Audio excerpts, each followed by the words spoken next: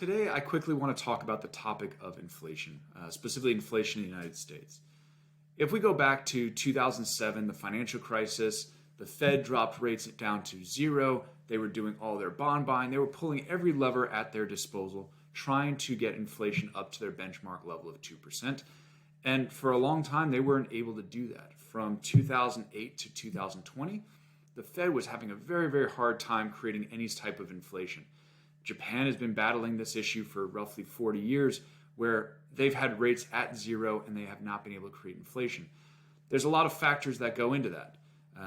There's a lot of deflationary forces in this world, especially in this country, where we have globalization, which drives costs down. We have aging demographics.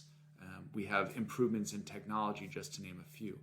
So again, there's a lot of deflationary forces that continue to be at work. But you have to remember that the key driver of the inflation that we saw from COVID was the supply chain. And so I have this chart up here to say that prior to 2020, prior to COVID's issue, we had supply expansion. And the chart we're looking at here is basically, when it's green, it's showing that we have excess room in the supply chain relative to a baseline, which is the black line here. The red line is what happened in COVID, where we had the supply chain crunch. There was big demand, everything was shut down, and we saw that we had out to a roughly 3 standard deviation move in supply chain shortages. That was the key driver of inflation that we saw.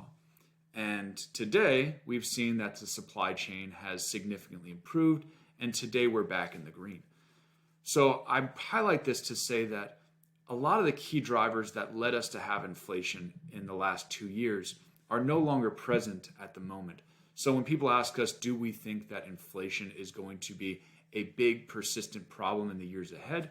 Our short answer is no. I think that you're going to see that all the issues that created problems for the Fed to try to create inflation over the last, since 2008, are still there.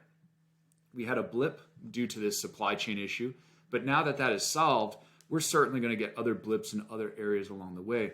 But I think that we're going to see lower for longer inflation rates, and the Fed's benchmark of somewhere between 2 and 3% will likely be met going forward. Anyway, if you have questions about this or anything else, just let us know. Thanks. Have a great day.